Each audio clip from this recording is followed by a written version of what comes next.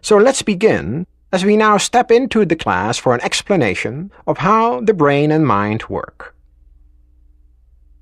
As you can see on the chart, there are 4 levels here: beta level, alpha, theta, and delta.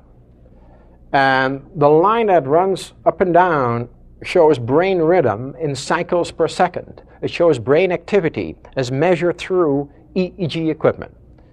EEG is an electroencephalograph that measures brain activity very similarly to what an EKG does for the heart. You're familiar with EKG measuring heart activity. It measures the heart in so many beats per minute, as the heart functions in beats per minute. The brain functions in cycles per second. So your brain vibrates in so many cycles per second. The way we are now, with eyes open, wide awake, focused, the brain is probably right around 21 cycles per second as measured on EEG equipment. That brain activity is called beta brain activity, or outer conscious levels of the mind. It's a world of action where we go and do things. It's a doing level. You have the physical world with the 5 senses operative. Sight, sound, smell, touch and taste are fully operative at that level. And time and space as a measuring device. As it took you so many minutes to get here, to drive or to walk or whatever you did from your home. And space-wise, you went through so many miles to go from place A to place B. Now, when you slow down the brain activity, you then in effect enter different brain frequencies. If you slow down, you first go through the alpha brain frequency. As you further slow down, you go through the theta level. And then finally, delta. And the numbers go down. In other words, from 20 cycles functioning at beta when you're awake to deep sleep, the brain could be 1-2 cycles per second. That is deep sleep. So there's a tremendous difference between when you're fully alert and awake and when you're deeply asleep. Alpha, theta, and delta are all 3 connected with sleep.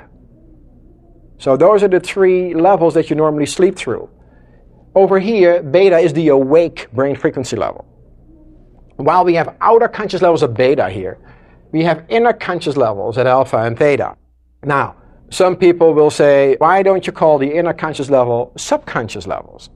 Because maybe they have had that kind of terminology when they went to school or took a psychology course or are in the field of psychiatry or psychology. They're used to the terminology of subconscious. Sub meaning below the conscious level. So first of all, we don't use that term because once you learn how to use your mind at the inner conscious levels of the mind, it's no longer hidden. So for somebody who is untrained, this would be subconscious. When you're done with the training, you'll be functioning at the inner conscious levels because you're doing it while you are mentally aware. You're not going to be asleep, you're going to be awake while using these levels.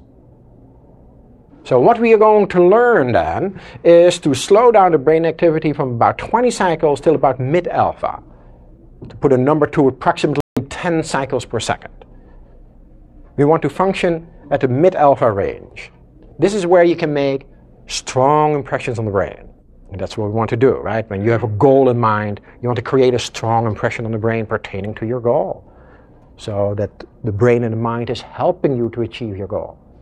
In order to learn how to do that, we have mental training exercises. We're going to do specific mental training exercises throughout the 36 hours where we're going to go in and out of these levels. And the key is we're going to learn how to go here, remain mentally awake, alert, and in control while there, and then learn to apply techniques while at that level.